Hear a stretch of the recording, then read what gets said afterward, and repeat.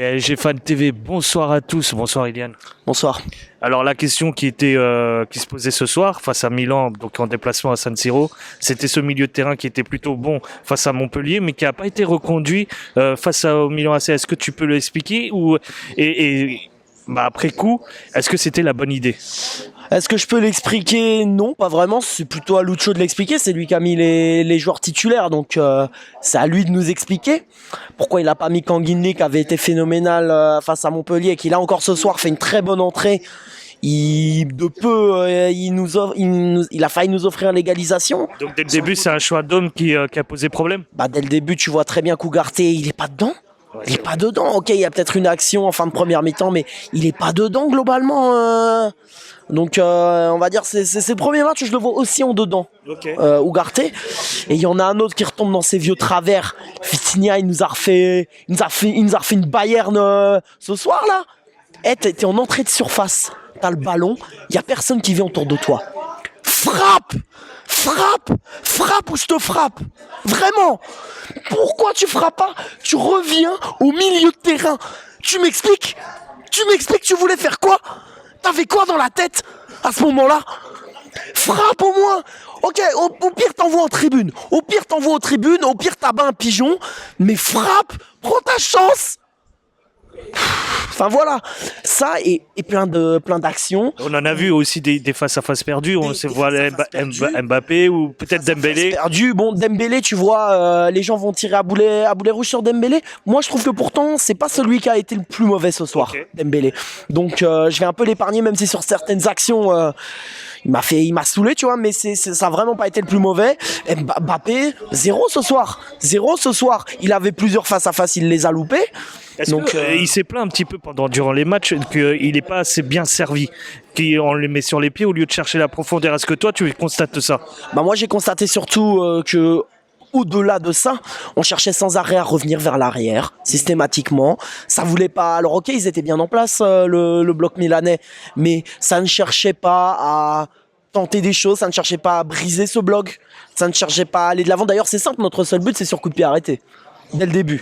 D'ailleurs, c'est bien. Paris a une fâcheuse tendance. À ce rythme-là, c'est même plus une fâcheuse tendance, c'est une maladie. C'est de se mettre bien dès le début. Tu te dis, le plus dur est fait. Très bien, le job is done. Et au final, tu retombes dans tes vieux travers. Tu fais de l'AD et tu perds le match. Tu donnes le match à l'adversaire sur un plateau. Tu lui apportes le fromage, le dessert avec. Qu'est-ce que tu veux que je te dise d'autre? Dernier point que je vais évoquer avec toi, c'est forcément les deux derniers matchs. Ça va être des finales pour les deux rencontres à suivre en Ligue des Champions. Ouais, j'avais dit il fallait au moins ramener un point de San Siro, parce que après là on est obligé de sortir la calculatrice, de se dire si eux ils font ça, alors nous derrière si on fait ça, on est bien et tout. Donc voilà, les probabilités c'est pas mon truc, les maths c'est pas mon truc. Donc ça veut dire qu'il faut péter Newcastle au parc. En plus Newcastle, on a vu le BVB leur a mis 2-0 aujourd'hui au Westfalenstadion, donc ils sont prenables, je pense, Newcastle. Il y aura un rêve de revanche un petit peu par rapport à ce qui s'est passé là-bas. Et ça veut dire surtout, dans tous les cas, il faudra aller chercher notre qualif, je pense, au Westfalenstadion. Et ça fait chier. Parce que j'avais vraiment pas envie d'aller chercher la qualif là-bas chez mes potos, parce que je sais que là-bas, eux, ils vont pas nous accueillir comme si c'était nos potos, tu vois. Donc voilà, ça va être compliqué. Je vais quand même dire un dernier mot avant de terminer sur le capitaine du PSG. Ouais. Monsieur Marquinhos. Écoutez, c'est qui a voté pour l'élection? Déjà, l'élection, c'est quoi? C'est un délégué de classe?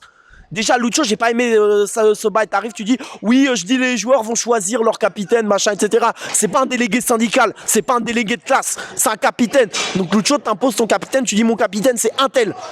Et il va communiquer auprès de vous ce que moi, j'attends de vous. Voilà, c'est ça.